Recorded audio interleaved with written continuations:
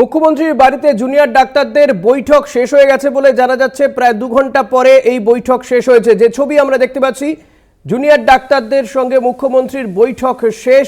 2 ঘন্টা পর এই বৈঠক শেষ হয়েছে। দেবজ্যোতি ঘোষ রয়েছেন বিশেষ প্রতিনিধি। দেবজ্যোতি, কি হলো বৈঠকে?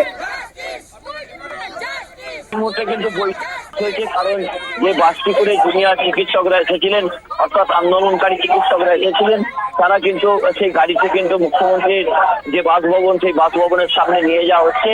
তবে বৈঠকে একটা সূত্র থেকে জানতে পারা যাচ্ছে, বেশ কিছু বিষয়ে রাজ্য সরকার কিন্তু জুনিয়র ডাক্তারদের যে দাবি ছিল সেই দাবি বেশ কিছু মেনেছেন। তবে বেশ কিছু বিষয়ে কিন্তু মতানৈক্য কিন্তু এখনো রয়েছে।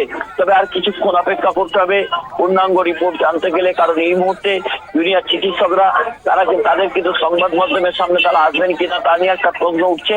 কারণ যে গাড়িতে করে তারা প্রবেশ এসেছিলেন মুখ্যমন্ত্রীর বাড়ির সামনে, তাদের নামানো হয়েছিল, সেই গাড়িটি কিন্তু ইতিমধ্যে বিশেষ হয়ে ঢুকেছে। অন্যদিকে কালীঘাটে মমতা বন্দ্যোপাধ্যায়ের বাড়ির সামনে যে মেন রোড রয়েছে, সেই কালীঘাট রোড, সেই কালীঘাট রোডের সামনে বেশ কিছু মানুষ উপস্থিত হয়েছেন। তারা আর্জি করে বিচার চাইছেন, কারণ তারা জাস্টিসের কথাই বলছেন। অর্থাৎ গত কয়েকদিন আগে যে ছবি দেখা গেছিল, সেই ছবি কিন্তু আজও স্পষ্ট যে জাস্টিসের জন্য তারা দাবি করছেন, এবং সেই মতোই তারা কিন্তু স্লোগান আউটিং করছেন। অর্থাৎ অত্যন্ত গুরুত্বপূর্ণ এই মুহূর্তে। তবে আর কিছুক্ষণ অপেক্ষা করতে হবে, তারপরে কিন্তু পরিষ্কার করে জানা যাবে যে এই বৈঠক থেকে কিছু সমাধান সূত্র বেরিয়েছে। তবে জুনিয়র ডাক্তারদের বেশ কিছু দাবি কিন্তু রাজ্য সরকারের পক্ষ থেকে মানা হয়েছে। তবে আরো বেশ কয়েকটি বিষয়, সেগুলো নিয়ে কিন্তু মতানৈক্য রয়েছে। তবে সম্ভবত জুনিয়র চিকিৎসকরা এখানে কোনো মতামত দেবেন না, তারা স্বাস্থ্য ভবনে যাবেন, সেখানে হয়তো তারা সাংবাদিক সম্মেলন করবেন, কারণ সেখানে তাদের সহকর্মীরা তারা কিন্তু অবস্থান বিক্ষোভ চালিয়ে যাচ্ছে। এই জায়গাতে কর্মবিরতি তোলা নিয়ে কি সিদ্ধান্ত হয়েছে এ নিয়েও কিন্তু তারা এখানে কোনো মন্তব্য করবেন না, কারণ আজকের বৈঠকের আগেই তারা জানিয়ে দেবজ্যোতি, জুনিয়র ডাক্তাররা তারা কি মুখ্যমন্ত্রীর বাড়ি থেকে বেরিয়ে আসছেন? তাদের বডি ল্যাঙ্গুয়েজ কি বলছে?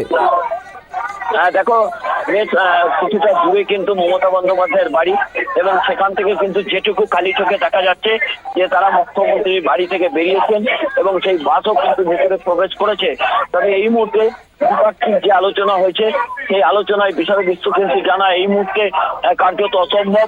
তবে জানার জন্য আর কিছুক্ষণ অপেক্ষা করতে হবে। তবে বেশ কিছু বিষয়ে কিন্তু রাজ্য সরকার তাদের যে দাবিগুলো ছিল সেই দাবিগুলো শুনেছেন এবং সেখানে সহমত পোষণ করেছেন, এবং বেশ কিছু বিষয়ে তারা ঐকমত্যে এখনো পর্যন্ত পৌঁছাতে পারেননি।